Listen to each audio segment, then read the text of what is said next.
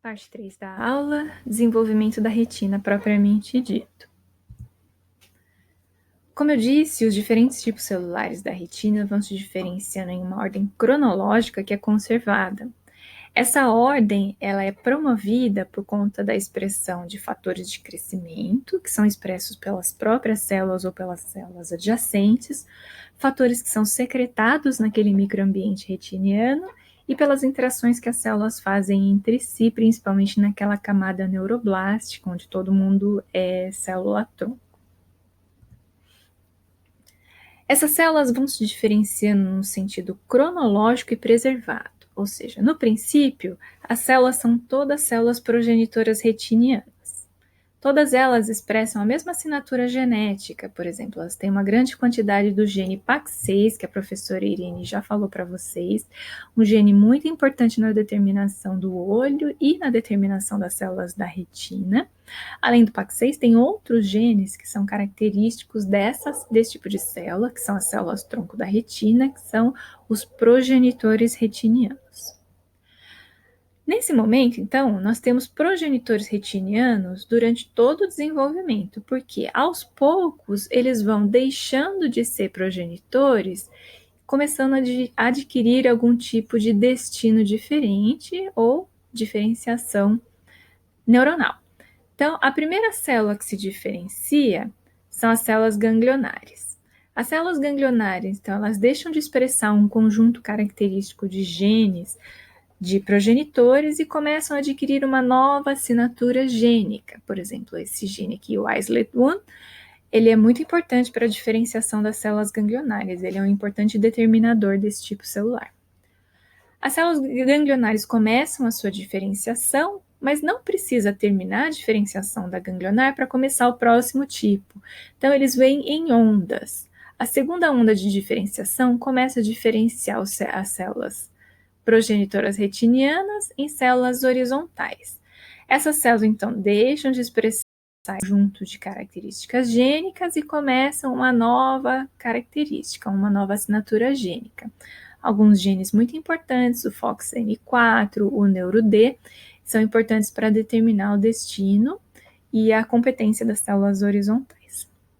Depois do início da diferenciação da célula horizontal, só mostrando aqui no esquema. Então, essa é a célula ganglionar, essa célula a horizontal. Próximas células são os cones, então são os primeiros fotorreceptores que são diferenciados na retina. Os cones são essas células que têm formato de cone aqui, eu gosto de nome que não dá muito trabalho para você entender o que é, e sem muita criatividade. Então, os cones são os fotorreceptores que têm formato de cone. Os cones são os fotorreceptores que diferenciam primeiro. Alguns genes são muito importantes para essa diferenciação, principalmente fotorreceptores, né? Eu vou falar mais para frente da assinatura gênica específica, mas esse OTX aqui é um gene importante para a diferenciação neural, não só para a diferenciação neural, outros também são importantes, mas eles têm uma assinatura gênica bem característica de cone. Os próximos neurônios a se diferenciarem são as células amácrinas, tá? Então, eles deixam de ser progenitores retinianos e começam a expressar alguns marcadores, estão até mesmo divididos, o NeuroD e o FOXD4, porém, algumas características a mais diferentes das células horizontais. Esses são os progenitores precoces, né? São as células derivadas dos progenitores precoces. Depois, nós começamos a diferenciação ou o aparecimento das células que são derivados dos progenitores tardios, tá? Os primeiros são os bastonetes, que são outro tipo de fotorreceptor, são esses fotorreceptores que têm a morfologia de um bastão, por isso recebem o nome de bastonetes. Também expressam primeiro esse OTX2, assim como os cones, mas em algum momento eles vão se diferenciar, principalmente pela presença do NRL, NRE2 e 3. Em seguida, as células bipolares começam a se diferenciar, são os últimos neurônios que entram em processo de diferenciação. E a última célula a se diferenciar é a célula da glia, aqui já em período pós-natal.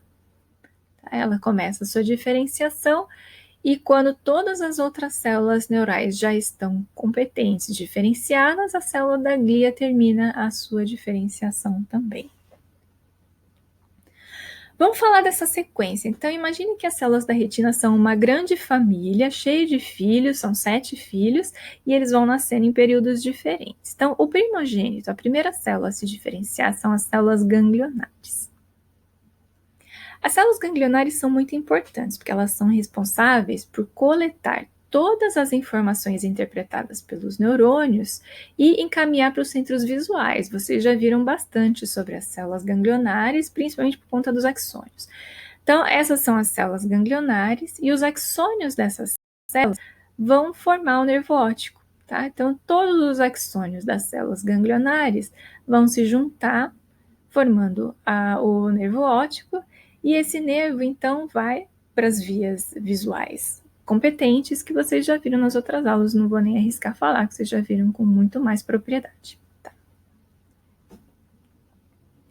As ganglionares são interessantes porque elas são apresentadas de duas formas. Nós temos as ganglionares on e as ganglionares do tipo off, e elas respondem de formas diferentes.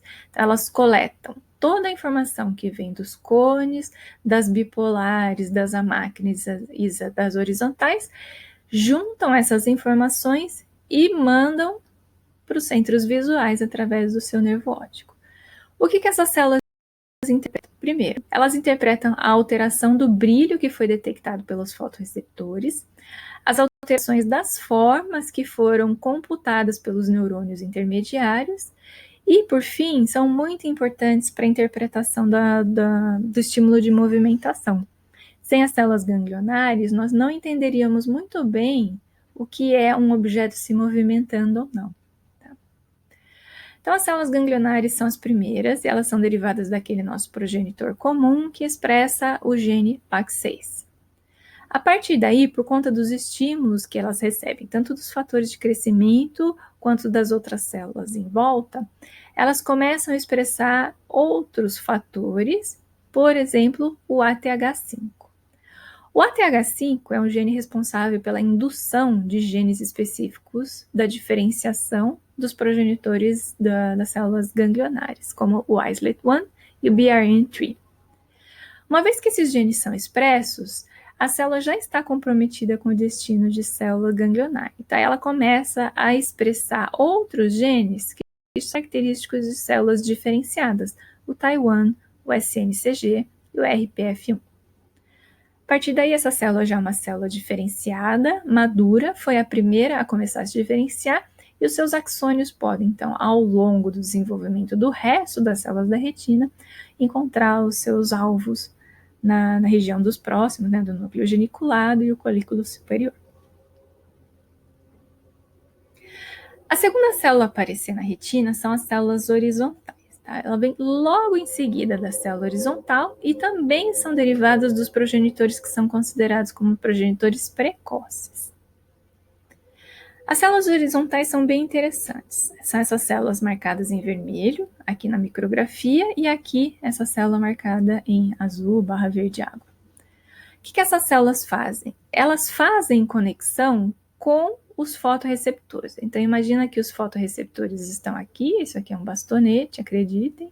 Não, desculpa, é um cone, acredito, que faz conexão. Então, essa célula horizontal faz a conexão aqui com esse receptor e vai conectar a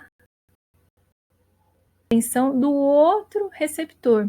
Então, ela mantém a comunicação entre os fotorreceptores de forma lateral, tá? Esse receptor sabe o que está acontecendo aqui e esse receptor sabe o que está acontecendo aqui por conta das células horizontais. Então, o que a célula horizontal faz? Elas modulam os sinais que são gerados pelos fotorreceptores, promovem interação entre os fotorreceptores e essa interação refina as informações de cores opostas. O que isso quer dizer? Se esse receptor recebe informação e ele gera o estímulo elétrico, e esse não, as células horizontais são capazes de captar essa informação e quando esse estímulo parar, ela consegue dar informação para essa outra célula para ela entender aquele estímulo parou. E essa célula toma uma ação, então ela pode dar um superestímulo depois que essa célula tiver sido desligada, mesmo ela não tendo recebido nenhum tipo de informação, como um fóton, por exemplo, não é o pigmento que é compatível com o dela. Essa comunicação lateral entre os fotorreceptores através das células horizontais gera alguns efeitos bem interessantes na nossa visão, como as ilusões de ótica, ou idiota, se você preferir. Então, essas ilusões, elas são geradas com a ajuda dessas células horizontais e os fotorreceptores, através da ligação de uma célula e a hiperexpressão ou hiperestimulação de outra célula que não foi estimulada. No próximo slide, então, eu vou dar um exemplo de uma dessas ilusões de ótica.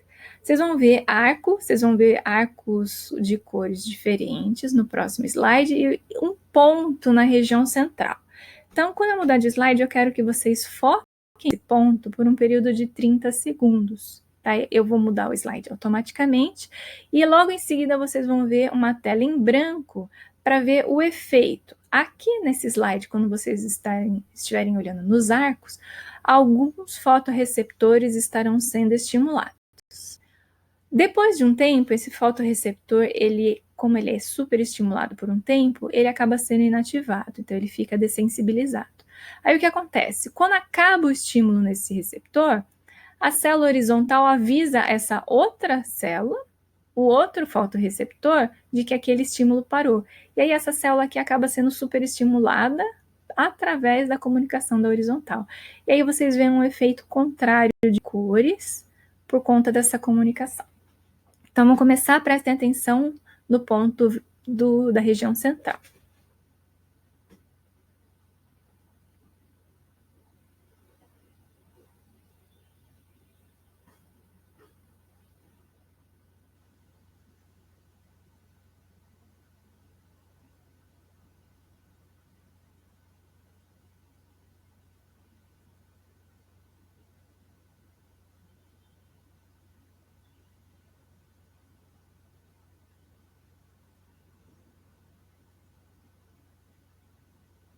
Certo.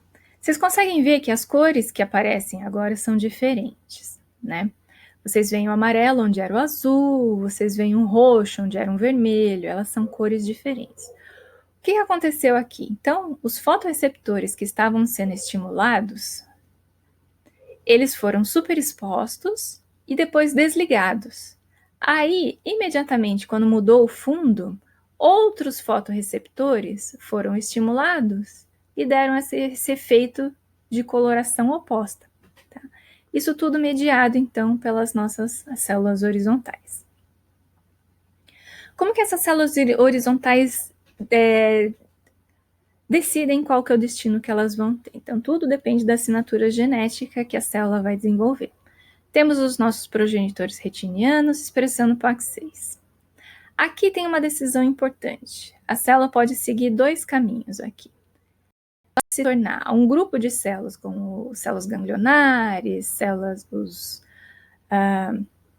cones, batonetes e bipolares, ou elas podem assumir aqui dois possíveis destinos, de células horizontais e células amácrinas. Conforme ela vai assumindo um destino de célula amácrina ou horizontal, ela começa a expressar esse gene FOXN4. Esse gene, ele ajuda a definir se ele vai para esse lado ou se ele vai para esse lado mais genérico. Aqui tem que tomar outra decisão também, se ela vai para células horizontais ou se vai para células amácrinas, e tudo vai depender da expressão desse neuro-D. Tendo a expressão de neuro-D, você não tem a expressão de PROX1 e assim e vice-versa. Então, para você ser uma célula, para você ter uma decisão de diferenciação para a célula horizontal, existe a expressão desse gene PROX1 e aí essa célula se especializa em amácrina. Mais para frente a gente vai voltar a falar das células, falei das células horizontais, né? Tô confundindo tudo. Mais para frente a gente vai falar sobre a decisão de células amácrinas, o caminho é o mesmo, só que aqui passa a expressar neuro-D1 e as suas diferenciações específicas. A próxima célula a se diferenciar, então, é a célula horizontal, que é um neurônio também derivado de progenitores retinianos precoces, com algumas características específicas.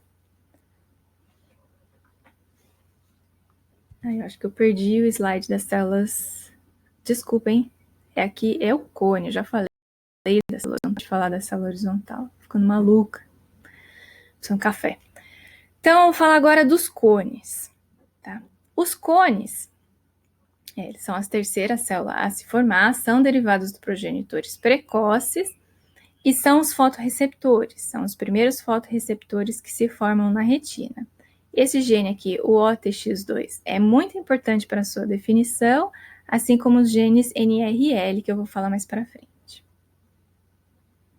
Os cones são células fotorreceptoras especializadas na visão de cores. Nós temos dois tipos de fotorreceptores, os cones e os bastonetes. E essas células recebem o nome por conta da morfologia do seu segmento externo, que tem forma de cone e que tem forma de bastão. Então, não tem o que errar aqui, tá? Nós somos animais tricromatas. Isso quer dizer que nós temos 3 tipos de cones diferentes. Esses cones têm um pigmento dentro deles que ajuda a captar o fóton e interpretar esse fóton. Nós, sendo tricromatas, nós conseguimos interpretar 3 comprimentos de ondas diferentes. Nós conseguimos interpretar o comprimento de ondas curtas, que é conhecido como o azul, o comprimento de ondas médio, que a gente chama de cone verde, e o comprimento de ondas comprida ou longa, que são conhecidos como cones vermelhos. Então, a gente consegue enxergar azul, verde e vermelho. E toda variação que nós temos de cores é derivada da combinação do estímulo desses 3 fotorreceptores. Tá? Então, aqui, como seres humanos, nós temos a captação, entendemos esses 3 comprimentos de onda, o azul, o verde e o vermelho. Nem todos os animais são tricromatas, tem alguns animais que são dicromatas, eles têm 2 tipos de cones, por exemplo, alguns roedores e os cachorros. Aqui nessa coluna da esquerda, nós temos um exemplo de como seria a visão de um animal tricromata, 3 cores diferentes. Então, a combinação entre amarelo, vermelho e azul, a gente consegue ter todo esse efeito de cores. Os animais dicromatas não têm, geralmente, o cone vermelho. Geralmente. Isso falta o pigmento vermelho, então, onde deveria ter um realce da cor vermelha, fica faltando, e os outros neurônios compensam com as cores que eles entendem. Eu não sei se vocês já foram em algum tipo de biotério de experimentação animal, principalmente de roedores. Nos biotérios, nós temos um ciclo de claro e escuro de 12 e 12 horas. Então, os animais ficam expostos a 12 horas em luz clara, 12 horas em falta de luz, para mimetizar o ambiente, né? Claro e escuro, por conta dos ciclos circadianos. O que acontece? Se você precisa ir no biotério à noite, onde já está no ciclo escuro, você não acende a luz do biotério para não comprometer o ciclo. Você acende uma luz vermelha porque o rato e o camundongo não enxergam essa luz. Então, ele vai entender que ainda é noite, ele está lá dormindo. Na verdade, ele não está dormindo porque ele é animal noturno, mas ele vai entender que não foi acesa a luz, não tem nenhuma interação, e não chega a luz que vai ser acesa no biotério à noite. Tá? Porque ele é um dicromata e enxerga somente o verde e o amarelo. É isso, né? Tá. Verde e amarelo. Nós somos tricromatas. Alguns animais são tetracromatas, ou seja, eles enxergam além do azul, além do verde, além do vermelho, por R de vermelho, eles enxergam um quarto tipo de pigmento, uma quarta coloração, que é a ultravioleta. Nós não temos condição de enxergar a ultravioleta porque nós não temos o pigmento que interpreta esse comprimento de onda. Mas alguns animais, como as aves, podem interpretar esse comprimento de onda. Então, tem algumas pessoas que fazem simulação de como seria a visão desses animais, e acredita-se que eles vejam cores mais intensas ou até mesmo cores diferentes do que a gente. Esse seria um exemplo de uma visão de um animal tricromata, e esse aqui é um exemplo de uma visão de um animal tetracromata. Não temos como conferir ainda como que é. Acredito que ainda não tem nenhum ser humano mutante com um cone ultravioleta, então a gente pode só supor que a visão de uma ave seja algo parecido com isso.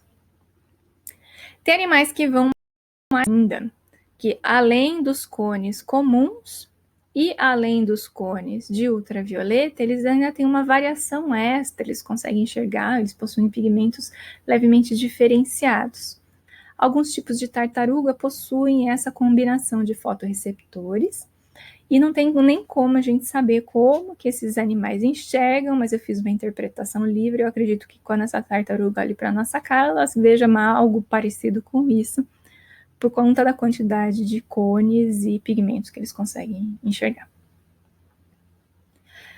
Somos tricromatas, mas às vezes tem algum tipo de alteração gerando uma patologia, não é nem patologia, é um achado biológico chamado de daltonismo, são os daltônicos. Né? Não sei se entre vocês tem algum daltônico, mas é uma condição extremamente comum, não compromete a qualidade de vida, só requer algum tipo de adaptação. O daltonismo é uma deficiência no pigmento dos cones